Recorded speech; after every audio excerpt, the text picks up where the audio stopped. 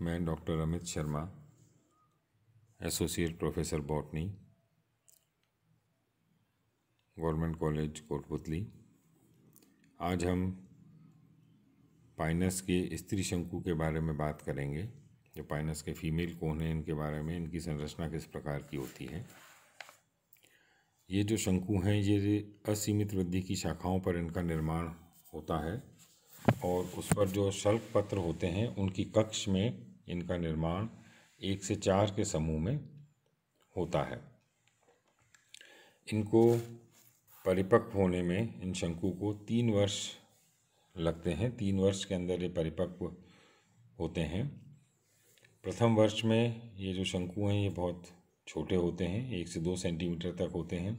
इनका रंग लाल हरा रंग इनका होता है। दूसरे वर्ष में इनका आकार थोड़ा बड़ा हो जाता है, पर इनके जो बीजाणुपर्ण हैं, इन पर जो बीजाणुपर्ण उपस्थित हैं वो बहुत आपस में पास लगे हुए रहते हैं। तीसरे वर्ष में ये शंकु पूर्ण रूप से परिपक्व हो जाता है और इसकी जो केंद्रीय अक्ष है उसमें वृद्धि होती है और उस वृद्धि के कारण बीजाणुपर्ण जो हैं उनके बीच में पर्याप्त स्पेस का निर्माण हो जाता है। तो पर्याप्त स्पेस इसमें दिखाई देने लगती है। अगर हम इनकी लंबाई की बात करें तो जहां हमने देखे थे नर शंकु बहुत छोटी होते हैं, उसके अपेक्षाकृत जो मादा शंकु हैं ये 15 से 20 सेंटीमीटर तक इनकी लंबाई होती है। और कुछ स्पीशीज़ हैं पाइनस की, जैसे पाइनस लैम्बर्टियाना, जहाँ पर कि ये करीब 60 सेंटीमीटर तक लंबा स्त्री शंकु हो जाता है। स्त्री शंकु के अंदर अगर हम इसका लॉन्गिट्यूडनल सेक्शन काट कर देखेंगे तो जो स्ट्रक्चर होता है शंकु के अंदर मुख्य, वो है इसकी केंद्रीय अक्ष। और इस केंद्रीय अक्ष के चारों तरफ बीजाणुपर्ण लगे हुए रहते हैं। क्योंकि ये मादा शंकु है तो यहाँ पर गुरु बीजाणुपर्ण इसके अंदर पाए जाते हैं। कुछ जो बेसल, जो आधार पर शंकु के गुरु बीजाणुपर्ण होते हैं वो स्टेराइल होते हैं। उसको छोड़कर बाकी के सारे जो हैं वो सब फर्टाइल होते हैं। और प्रत्येक बीजाणुपर्ण जो है वो एक संयुक्त संरचना है जो 2 प्रकार के शल्कों से मिलकर बनी होती है और इनको हम ब्रैक्ट स्केल और ओविलिफेरस स्केल कहते हैं। तो ये 2 संरचनाएं हैं, 2 पत्र हैं, 2 शल्क हैं जिनसे मिलकर एक गुरु बीजाणुपर्ण का निर्माण होता है। अगर हम ब्रैक्ट स्केल की बात करते हैं पहले, ये काफ़ी छोटा स्ट्रक्चर है, बहुत छोटी संरचना है, बिल्कुल पतली झिल्ली नुमा संरचना होती है जो शंकु अक्ष पर बीजांडधर शल्क के नीचे सीधे शंकु की अक्ष से जुड़ी हुई रहती है। और जब शंकु परिपक्व हो जाता है तो परिपक्व होने के पश्चात ये शल्क जो हैं, जो ब्रैक्ट स्केल हैं, थोड़े मुड़ जाते हैं, जिससे कि जो बीजों का प्रकीर्णन है, डिस्पर्जल है, वो सरल हो जाता है। और प्रत्येक सहपत्र शल्क में केवल एक संवहन पूल ही होता है, केवल एक संवहन पूल इनके अंदर होता है। अब अगर हम बीजांडधर शल्क की बात करते हैं, अब ओविलिफेरस स्केल की, ये जो स्ट्रक्चर है ओविलिफेरस स्केल, ये भूरे रंग का होता है, दृढ़ होता है, दृढ़ काष्ठीय संरचना है, जो कि जो सहपत्र शल्क है उसकी डोर्सल सतह पर इनका निर्माण होता है, उसकी डोर्सल सतह पर लगी हुई रहती हैं। तो इस प्रकार जो शंकु की सेंट्रल एक्सिस है उस पर डायरेक्ट ब्रैक्ट स्केल जुड़ा हुआ होता है और उसकी एक्सिस में ओविलिफेरस स्केल का निर्माण होता है। इनकी जो आकृति है वो त्रिकोणीय सी होती है और ऊपरी और जो चौड़ा भाग है वो मोटा होता है, जिसको कि हम एपोफाइसिस कहते हैं।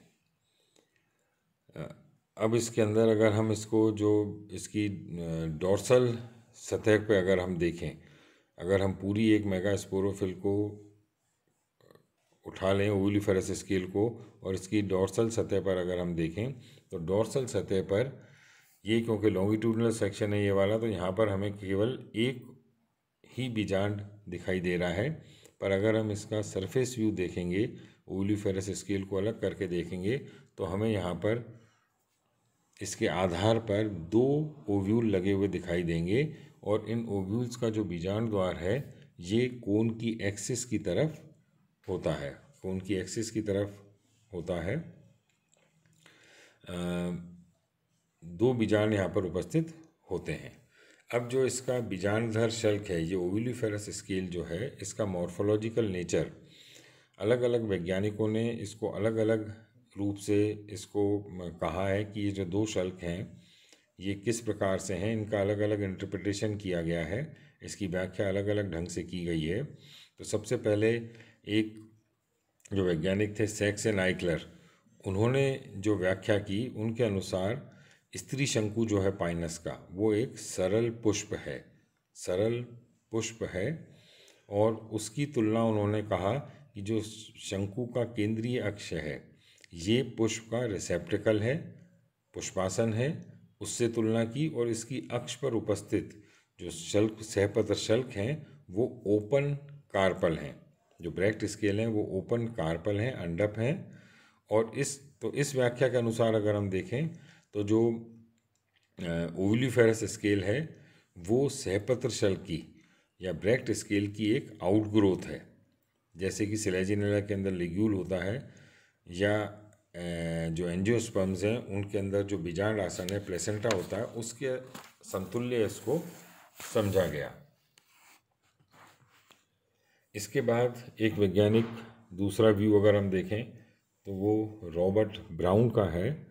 उनके अनुसार उन्होंने क्या कहा इसको, उन्होंने कहा कि जो बीजांडधर शल्क है, जो ओविलिफेरस स्केल है, वो सहपत्र शल्क के ब्रेक्ट स्केल के कक्ष में उपस्थित एक खुला हुआ अंडप है, खुला हुआ अंडप ही माना उन्होंने। फिर शेल्डन वैज्ञानिक, एक मत इनका है, इन्होंने क्या कहा, इन्होंने कहा जो ओविलिफेरस स्केल है वो सहपत्र शल्क या ब्रेक्ट स्केल के कक्ष में उपस्थित एक कक्षीय बीजांड आसन है, एक्सिलरी प्लेसेंटा उसको इन्होंने माना है। फिर एलेक्जेंडर ब्राउन ने ये कहा कि जो ओविलिफेरस स्केल है वो एक एक्सिलरी शूट है, उसको उनकी तुलना उन्होंने एक एक्सिलरी शूट से की। एक्सिलरी शूट कहा कि जिसकी 2 जो पत्तियां हैं, पहली जो पत्तियां हैं वो फ्यूज़न हो गई, और उसके फ्यूज़न से ये समाप्त हो गया। उसके फ्यूज़न होने से जो कक्षीय प्ररोह की वृद्धि जो थी वो 2 पत्तियों के विकास के पश्चात समाप्त हो जाती है।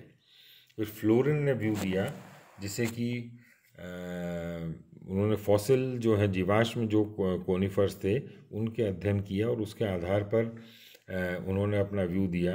और उन्होंने कहा कि पाइनस का जो स्त्री शंकु है वो एंजियोस्पर्म के पुष्पक्रम या इन्फ्लोरोसेंस के समतुल्य है, और शंकु की एक्सिस जो है वो पुष्पावली वृंत या पेडंकल के समतुल्य माना।